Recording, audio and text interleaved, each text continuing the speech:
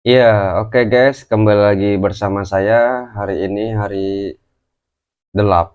Selasa ya, tanggal 8 November, sekitar jam 7 kurang ya, 7 kurang malam ini guys ya, 18.54.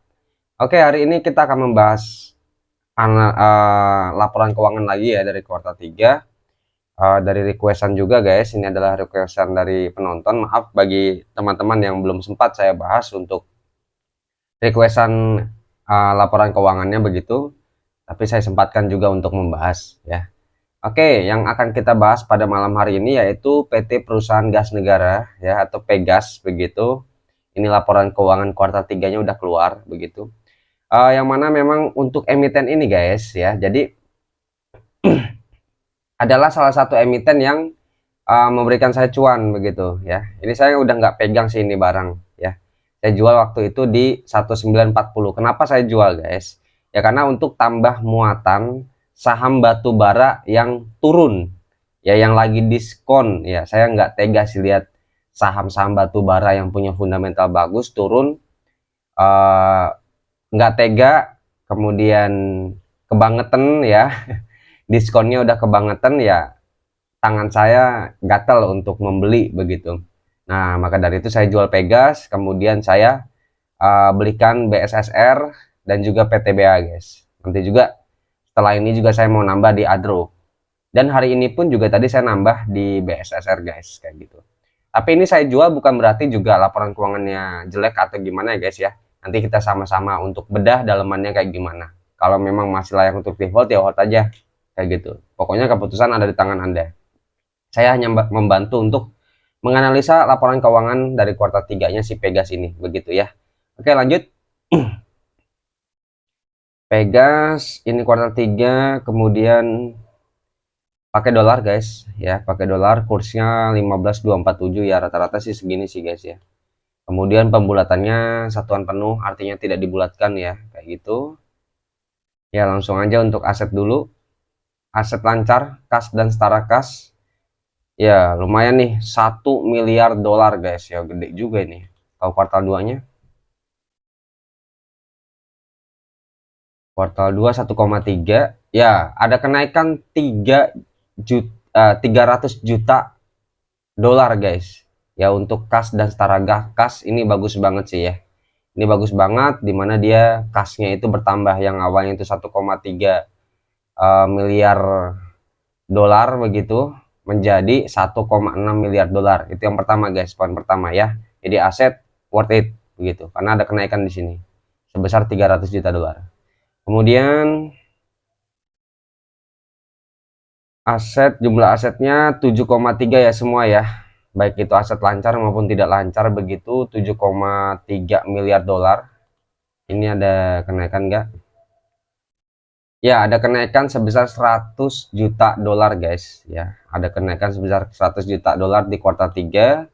Ya, ini bagus guys ya. Untuk asetnya nggak ada masalah, lancar semua.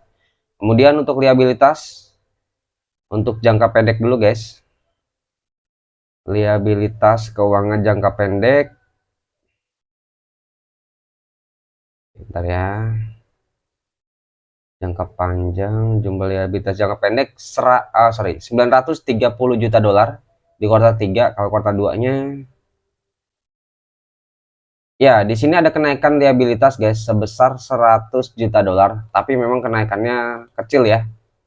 Kecil kalau kita lihat dengan total liabilitas jangka pendeknya semua, itu kenaikannya kecil guys, hanya 100 juta dolar kayak gitu. Nah, nanti apakah ini liabilitasnya masih di angka yang wajar atau enggak, kita lihat ekuitasnya. Kalau ekuitasnya memang lebih dari liabilitasnya ya nggak masalah kayak gitu. Oke, kemudian lanjut jangka panjangnya guys. Jangka panjang 3 miliar dolar ya. 3 miliar dolar. Kemudian untuk kuartal 2-nya itu ya sama ya guys ya. 3 miliaran ya. Oke, malah menurun menurut saya ya. Menurun guys untuk liabilitas jangka panjangnya ya. Turunnya berapa? Turunnya berarti 5, sorry berapa nih, 35 ya, 25 juta dolar guys untuk penurunan liabilitas jangka panjangnya. Ini bagus sih ya, itu sih guys. Itu poin kedua, liabilitas ya. Untuk jangka pendek ada kenaikan, kemudian untuk jangka panjangnya ada penurunan guys, kayak gitu. Kemudian lanjut ekuitas. Jumlah ekuitas 2 miliar dolar ya, 2,6 miliar dolar begitu. Kemudian untuk kuartal 2 2,5, berarti ada kenaikan di sini ya untuk jumlah ekuitas yang diatribusikan ke pemilik induk, entitas induk begitu. Naik sebesar 100 juta dolar guys. Kalau kita bandingkan dengan liabilitasnya tadi,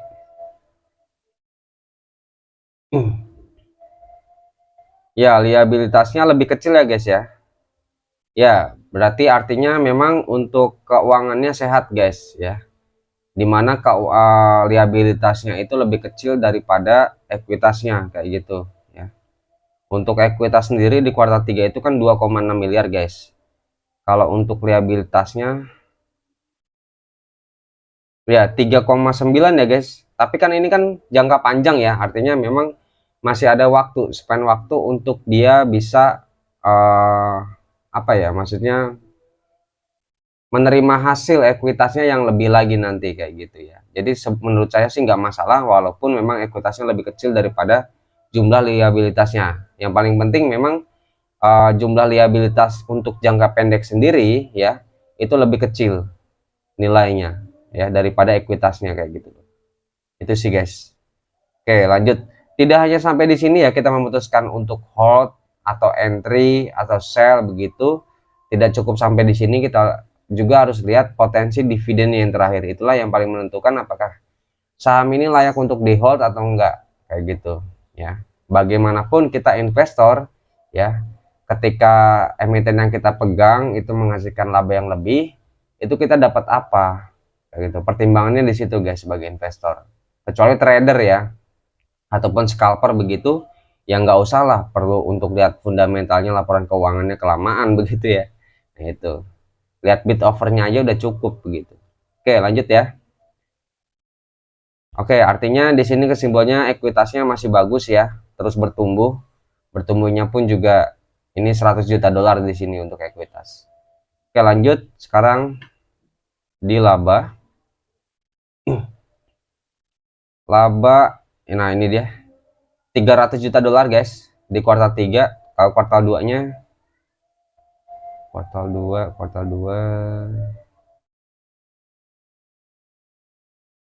ya ada kenaikan di sini ya, jelas ya. Berarti memang untuk labanya positif, nggak negatif. Kalau kita bandingkan dengan kuartal 3 tahun 2021 guys, coba kita lihat labanya.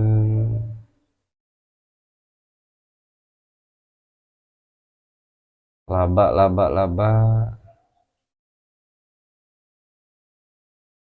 Oke guys ya, saya cari dulu. Ekuitas, saldo laba, liabilitas. Mana guys labanya guys? Kalian nemuin nggak guys? Keuangan. Oh ya ini ya. Ini dia. Laba rugi yang dapat diatribusikan ke entitas induk 200 juta dolar. Artinya memang di sini ada kenaikan ya. Yang awalnya 200 juta dolar menjadi 310 juta dolar. Ya, jika kita bandingkan dengan kuartal 1 begitu. Nah, tapi kenapa IPS-nya berkurang, guys, ya? Jadi untuk IPS-nya kalau kita lihat data di RTI ya, guys ya. Untuk kuartal 3 sendiri itu berapa nih? 49, guys. Itu lebih kecil secara Q&Q maupun years on years. Ya, untuk kuartal 2 2022-nya 76, kuartal 3 di 2021 51, kemudian kuartal 3 di 2022 itu sebesar 49 ya. Jadi ada penurunan di sini. Nah, penurunannya itu di mana? Padahal kan kita lihat di sini untuk labanya sendiri kan naik dari tadi ya. Kita analisa naik semua. Jadi untuk penurunannya itu adalah revenue-nya ya. Jadi Untuk ini ya guys ya, untuk laba rugi komprehensif yang dapat diatribusikan ke entitas induk ini yang 300 juta dolar ini, itu adalah gabungan kuartal 1 ditambah dengan kuartal 2 ditambah dengan kuartal 3 ya, kayak gitu. Nah, laba di kuartal 3-nya itu berapa?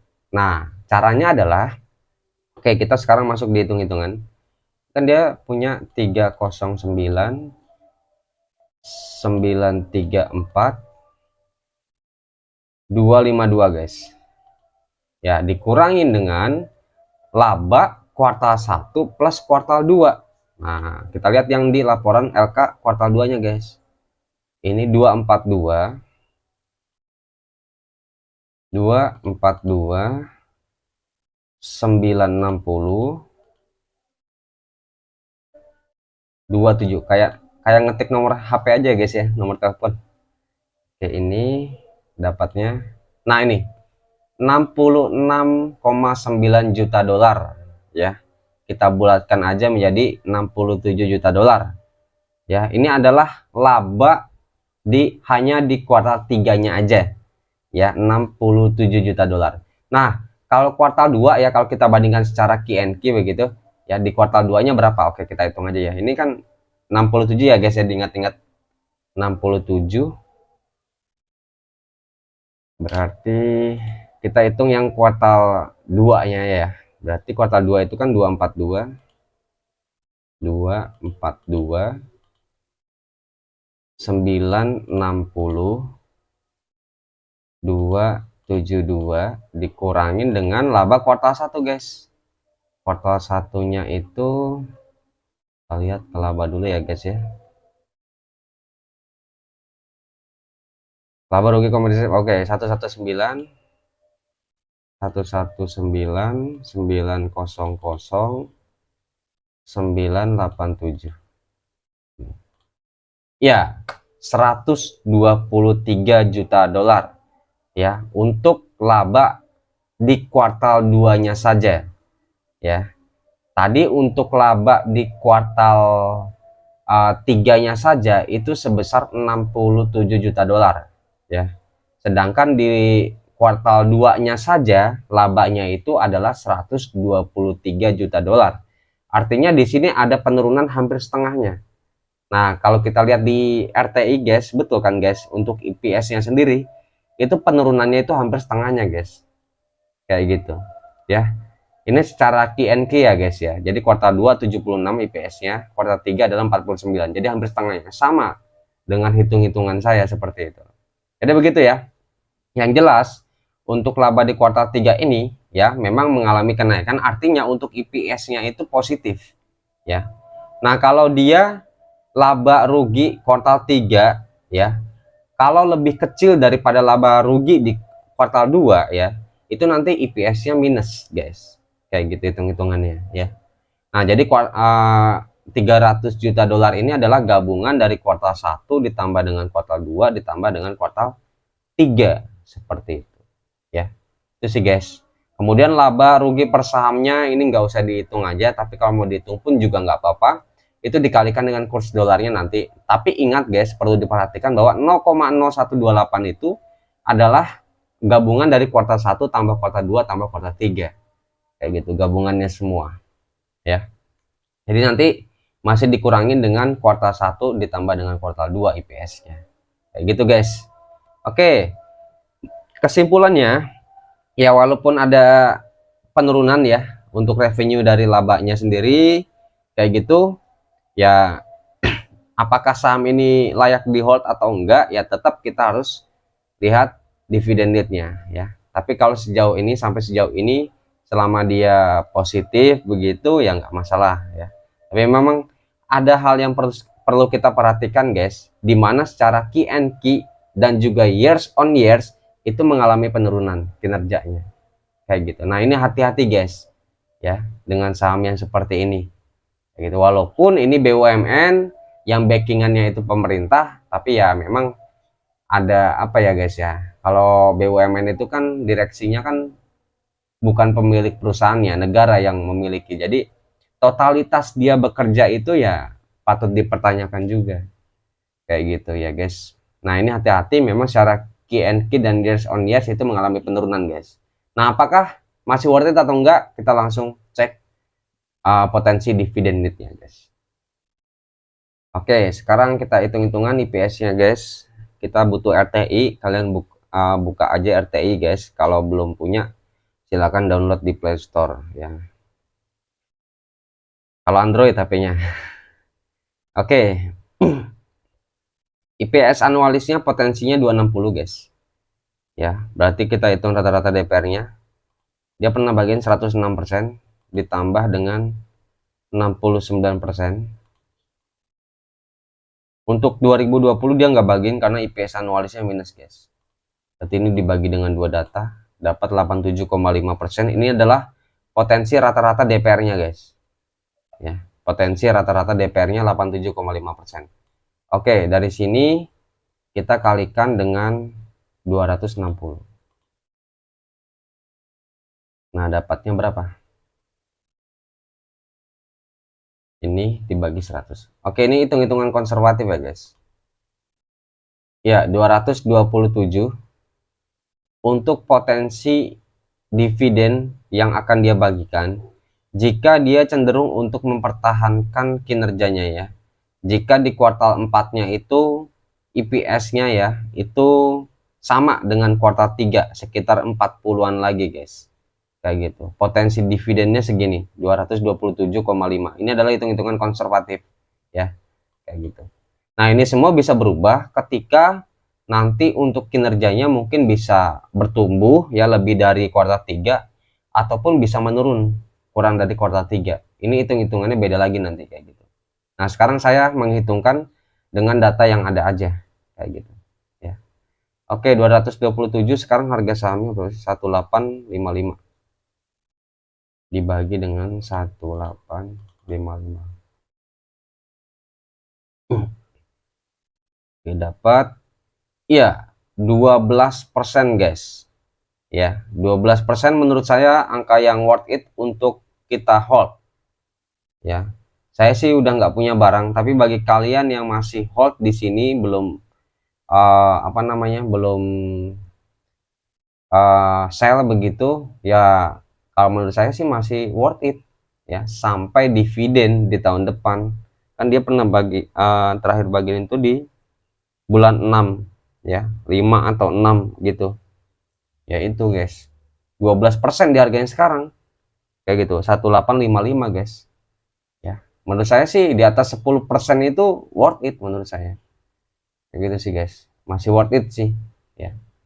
Itu, guys. Cuman memang hati-hati nanti kita lihat untuk kuartal 4 kalau memang dia tidak bisa mempertahankan kinerjanya begitu lebih menurun lagi, ya kita siap-siap untuk sell begitu. Tapi sejauh ini dividen yield-nya masih oke. 12%-an kayak gitu. Nah, sekarang potensi harganya ke berapa, guys? Oke, untuk tadi kan dividennya 227 ya, guys. Dibagi dengan 0,06. Ya, 3000-an menurut saya, ya, mentok-mentoknya, ya. Mentok-mentoknya harusnya bisa ke angka 3000. 3700 lah kayak gitu. Tapi kan yang namanya di market itu ya ada yang menghargai saham ini, ada yang tidak begitu kan. Ya, kita juga tidak bisa menebak harga apakah besok akan naik atau akan turun begitu. Ya, kita nikmati saja. Setidaknya ada defense dari dividennya, guys, kayak gitu. Tapi memang untuk harga Mercy-nya ya itu adalah 3783 kayak gitu, guys, ya. Jadi masih ada room grow ke atas walaupun tadi secara key and key ya dan juga secara years on years itu mengalami penurunan kayak gitu. Itu sih, guys. Cuman memang hati-hati ya untuk saham yang sudah mengalami penurunan kinerja begitu. Ini kan kuartal 3 ini kan menurun daripada kuartal 3 di tahun lalu dan juga daripada kuartal 2 tahun ini. Jadi hati-hati, kita harus pantau laporan keuangannya lagi nanti di kuartal 4 kayak gitu. Tapi sejauh ini memang masih worth it, masih ada room grow-nya ke atas ya, 3000-an. Itu sih, guys, ya. Oke, mungkin itu aja ya. Oh ya, satu lagi untuk ROE, guys. Coba kita lihat ROE-nya. ROE 15,75% ya, bagus sih ya. Medium sih guys untuk ROE 15 persenan kayak gitu, medium, di medium range. Lebih bagus itu ROE-nya di atas 20% guys ya, dan istimewa itu di atas 30% ROE-nya kayak gitu ya. Sejauh ini sih baru saya dapatkan di saham-saham batubara yang memang ROE-nya lebih dari 20%, bahkan ada yang lebih dari 50% ke atas. BSSR ya, PTBA kayak gitu, TMG kayak gitu, ROE-nya gede-gede guys gitu. Oke, kalau Pegas ini ROE-nya berada di medium range. Kemudian untuk pair-nya sendiri 7,12 kali juga berada di medium range. Artinya juga nggak kemurahan maupun kemahalan kayak gitu. Nggak kemurahan dan nggak kemahalan sih. Ya, sedang lah ya. Kayak gitu harganya di sekarang. Oke, mungkin itu aja ya guys ya, pembahasan kita di saham Pegas pada malam hari ini. Jika video ini membantu, jangan lupa untuk subscribe. Sampai jumpa di lain waktu. See you semua, bye.